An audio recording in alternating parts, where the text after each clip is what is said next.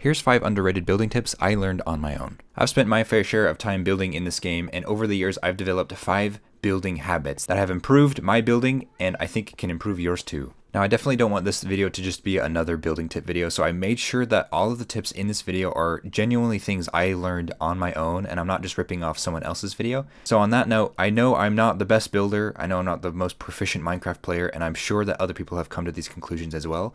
But these are things I've honestly come to on my own. So let's dive right in. Tip number 1, it's better to find a spot you like than to make a spot you like. Although it may not seem like it at first, it's far less time consuming to take the time up front to find a spot you like than it is to try and make a spot you like.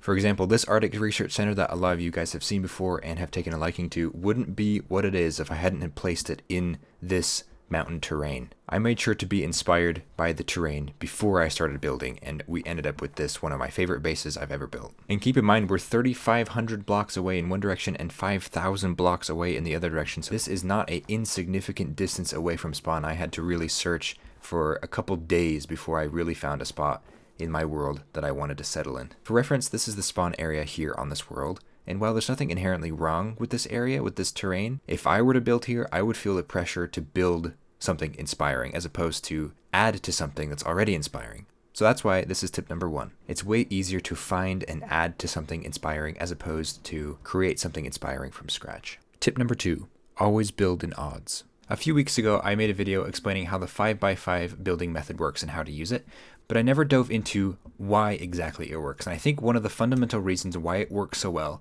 among other things, is because it's an odd number of blocks in each module. For example, this front-facing panel right here is 5 blocks wide, and because it's 5 blocks wide, we have a nice center block to put our door in, and for the point of the roof to belong. If it was 6 blocks wide or 4 blocks wide, the door would be off-center, and the roof wouldn't have a central point to come to. I remember years ago I was building a castle and I had 2 twin gate entrance spires similar to these 2 right here, and I had finished building the first one and was working on the second one and completed it all the way up to about this point when I realized that one of the walls was 2 blocks wide when it needed to be 3 blocks wide.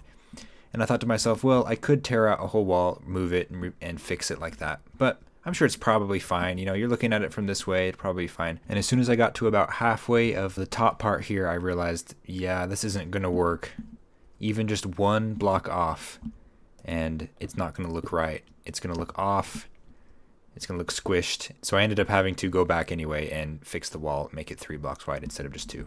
There's also just something satisfyingly mathematical about odd number builds in Minecraft. I don't really know how to explain it, but ever since I started doing it, my builds seem to just come together much easier than they otherwise would. So that's why tip number 2 is always build in odds. Tip number 3, never build flat floors. I learned fairly quickly that one of the easiest ways to add interest to your builds is to add subtle elevation changes throughout your builds. For example, right here, there's no necessary reason that this door needs to be 1 block higher than the rest of the floor, especially because it's the same inside and out, other than the fact that it adds a little bit of variety and interest to the entrance. This tip I found works especially well with doors. I always end up elevating my doors at least 1 or 2 blocks. But it also works well to break up big, large spaces like this. In the middle of the courtyard here, we have just 1 block of elevation change, and that adds a level of depth that otherwise wouldn't be there. Another benefit of using elevation changes is to separate different areas. For example, this little blacksmith corner wouldn't necessarily feel like a different area if it wasn't for the subtle elevation change. Obviously, the block palette changing denotes a different area as well, but it may not feel like a completely different area of the courtyard here if it wasn't for that subtle elevation change. Tip number 4, use contrasting floor and ceiling blocks. One thing I always pay attention to when building was how my floor block interacts with my ceiling block, because even just something as simple as changing out the floor and ceiling blocks can completely change how the room feels. And it's one of those things that is so simple, but it makes a huge difference. As you may have noticed in that quick demonstration, light colors feel farther away and dark colors feel closer. So if you want your room to feel nice and cozy and closed in, use a dark color roof. But if you want your room to feel more open and for the ceiling to feel a little bit farther away, even simulate the light sky outside, use a light color roof. Now, of course, you could just use light for both or conversely dark for both, but I find that's a little bit too repetitive for my tastes, and so I always lean towards using contrasting colors for both the floor and the ceiling.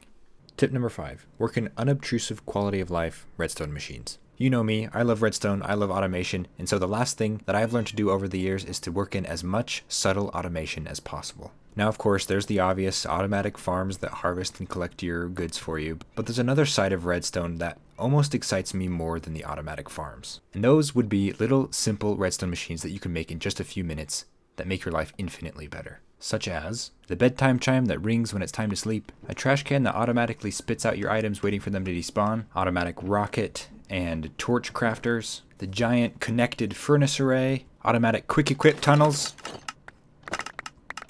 adjustable bubble column speeds, item sorters, 2 tall flower duplication,